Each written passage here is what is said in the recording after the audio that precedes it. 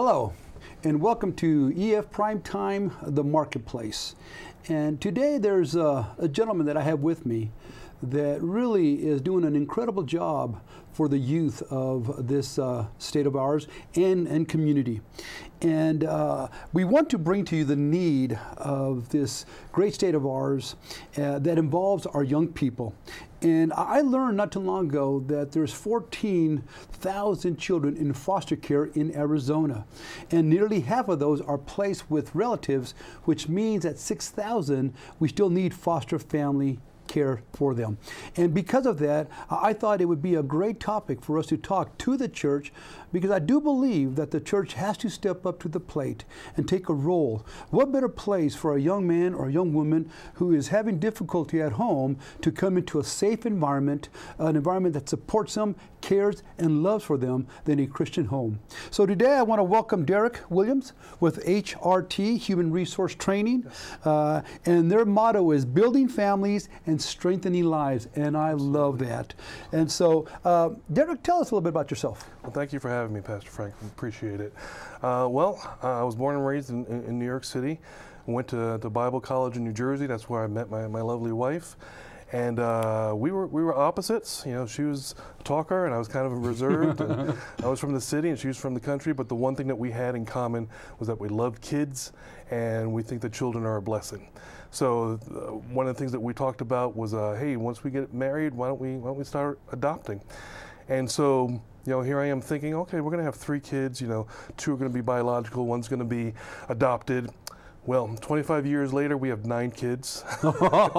Much bigger Yes. and greater than 3. Yeah, God had different plans. So, yes, He did. You know, we adopted 6 kids. We have 2 biological, and just a month ago, we had a foster kid placed with us. Wow. So we took a break a few years ago, and we got right back in it. So That is awesome. Yeah. And I've known you for several years, and one thing that strikes me in a very positive way is the love and the nurture that you give your kids.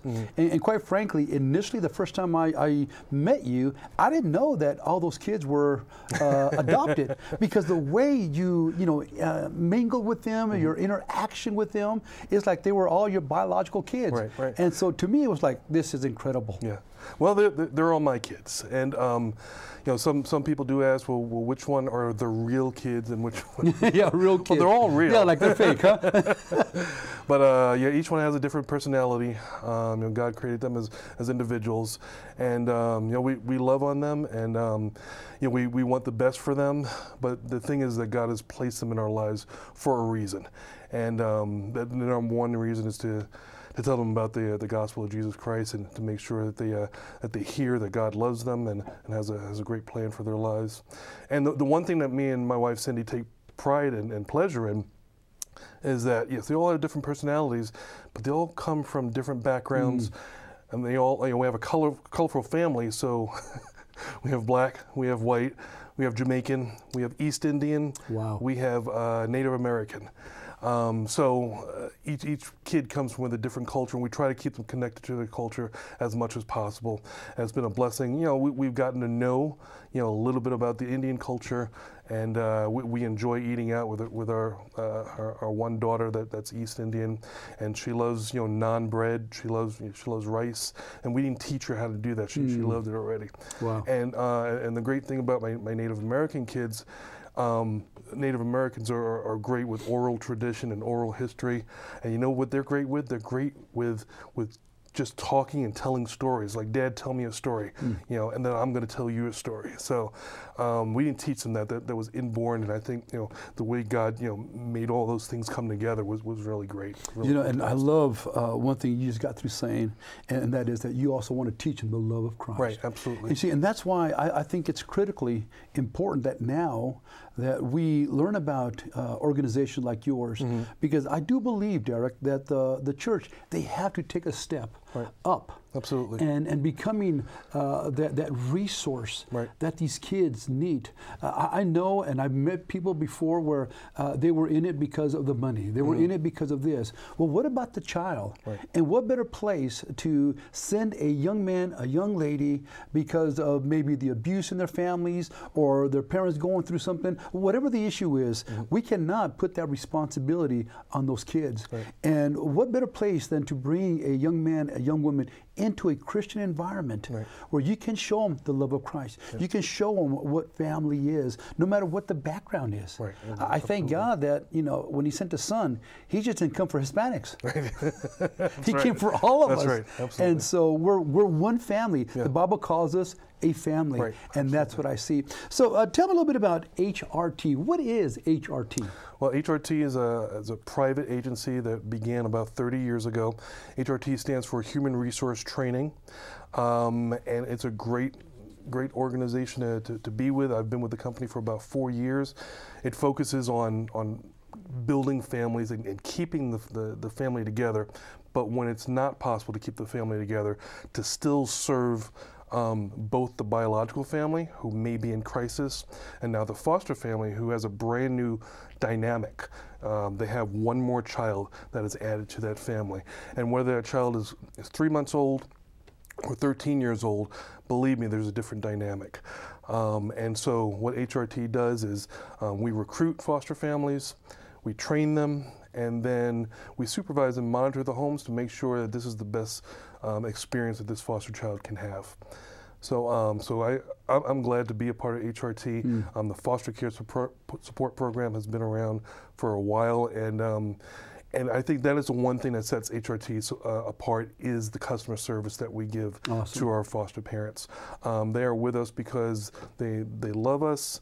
They love the support we give them, the training that we give them. And they know that we care about them and that we treat their children as if, you know, they're our own. Sure, absolutely. For those that are watching, listen to the mission of HRT. It's a foster care is a temporary placement of children who, due to abuse and neglect, have been removed from their parents by the Department of Child Safety.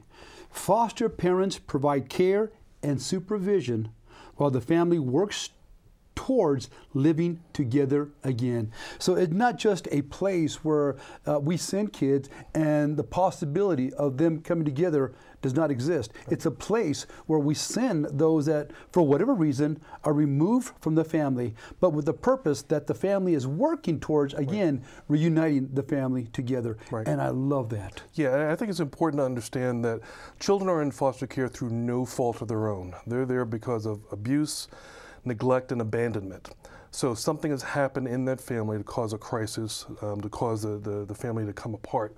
However, the #1 case goal plan is to have that child reunified with their natural family, and that's so we give the birth family a time to get their act together, whether that means Alcoholics Anonymous, Narcotics Anonymous, anger management, parenting classes, or just time to find a new home.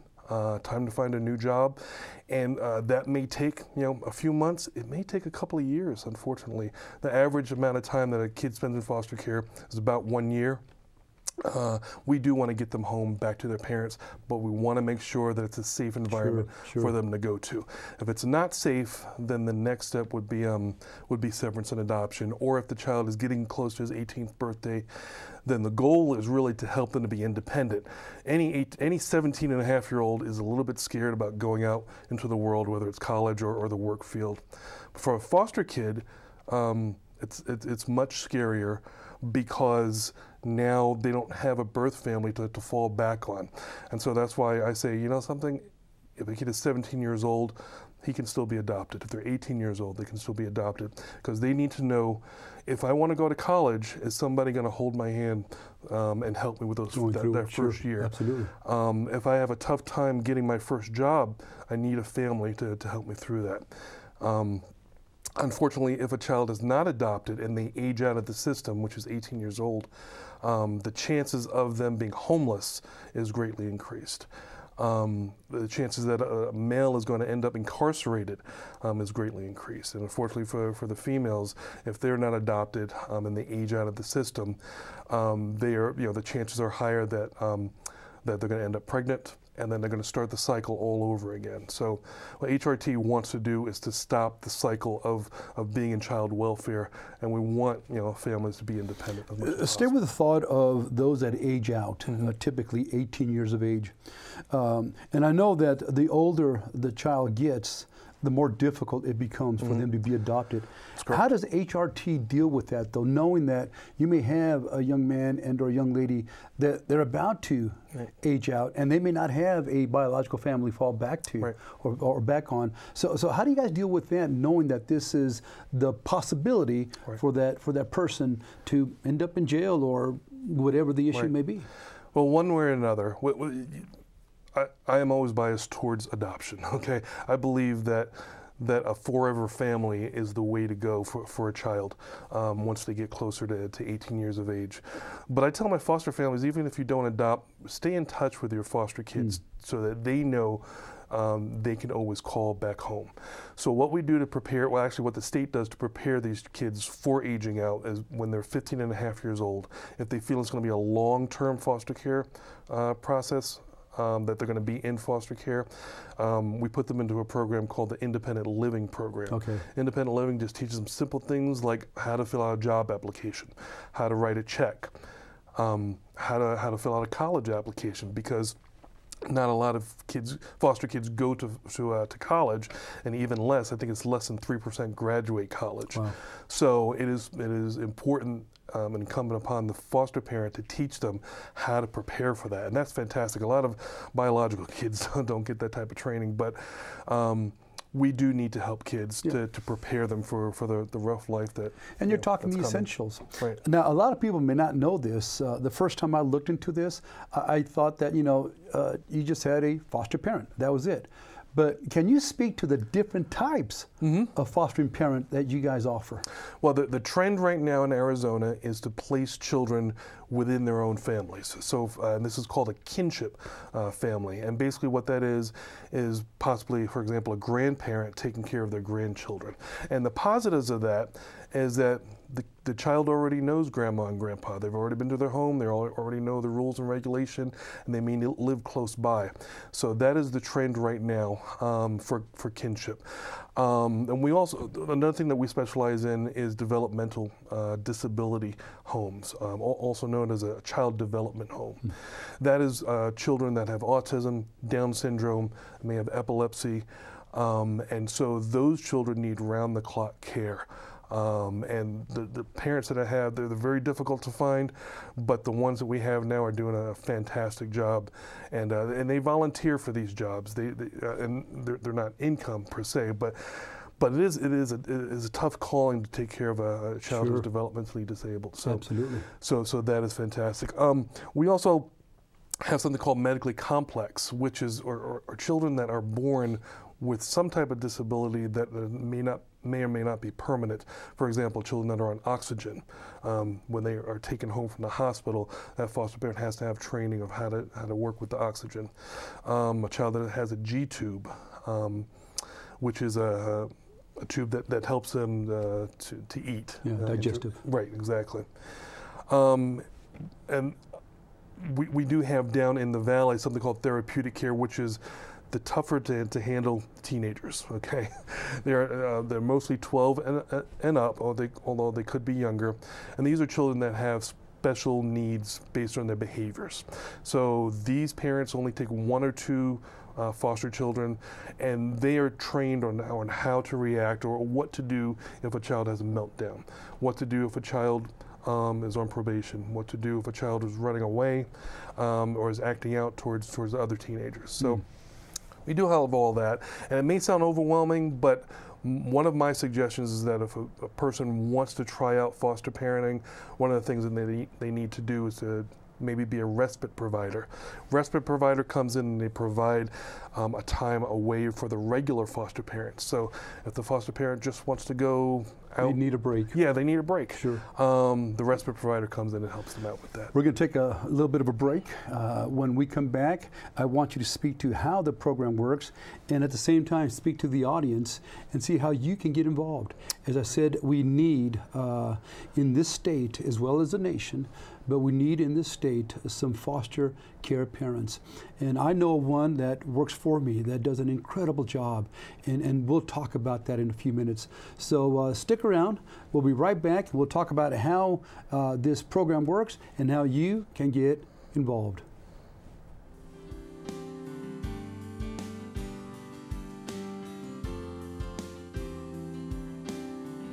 Join us live on campus Sundays at 8 a.m. and 10:15 a.m. for a weekend worship experience like no other. Powerful, heartfelt worship with our music team, a life-changing message from one of our pastors, and the opportunity to connect with other people and build lasting relationships in our EFC3 family. To see all the exciting things that EF Center has to offer for you and your family, please visit us online at ef-center.org.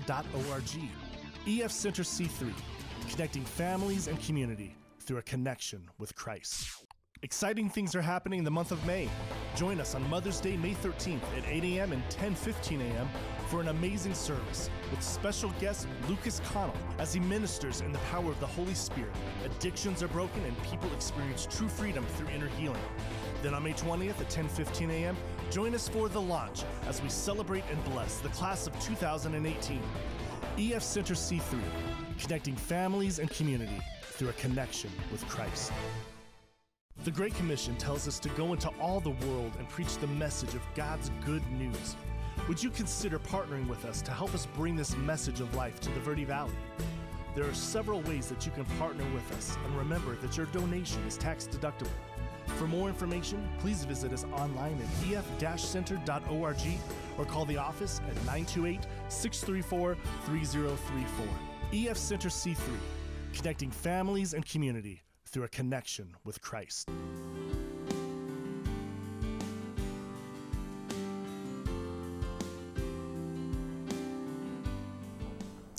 Welcome back, and again, here we are with Derrick Williams. He works for HRT, and one thing that I left out at the beginning was that HRT desires is to be a family of families, big enough to meet the need for foster homes, but small enough to know our families individually. And I love that touch that our kids need. I know that scientifically, that if a baby is not touched at the beginning of his life, he really ends up paying for it later on in life. So the touch is vitally important, and I believe that's what you, your organization does. So can you tell us a little bit, Derrick, as to how the program works? Right. Well, basically, the entire foster care licensing process takes about 6 to 8 months. It does involve training. It does involve a home study, background checks, as well as a physical. So we do have qualified licensing workers that come inside your home and basically take your hand and walk you through the process step by step. There is a lot of paperwork that does scare people, but we do it one at a time, and we're there to help people to fill out paperwork. A lot more of it is done online now because we're a technological age right now. But if there are some people that are not tech savvy and don't know what YouTube is or Facebook, go the old-fashioned way. Right, exactly. We will still be there to help them to fill out an application. So listen, and again, we'll talk about this in a few minutes, but I would love really for you to speak to some of the challenges that a foster parent may have to go through, because it is a major undertaking. Yes, it is. But yet a lot of them do it because the love they have for the child. But yet there'll be some challenges. Right. Can you speak to that? Well, let me just say that foster parenting is not a glorified babysitting job. Okay, and I think a lot of people come into it with good intentions, saying, "Hey, I can play ball with a kid," which is awesome, but they do need to understand that a lot of these kids do come with trauma. As I said before, they've been abused, they've been neglected. If they're older kid, they may have been abandoned.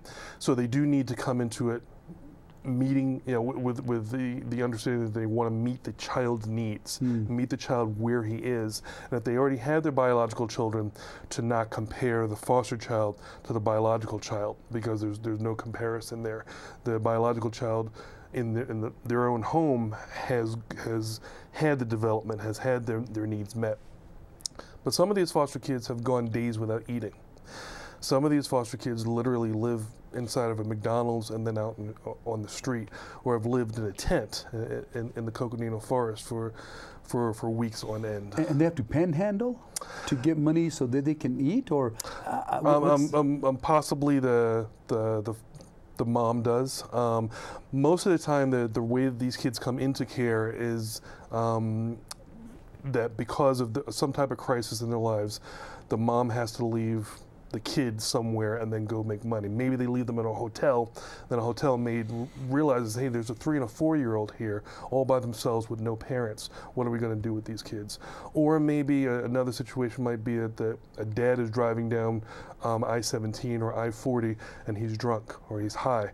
If he gets pulled over and he gets arrested, the child has to go someplace, and that's where the foster parents come in.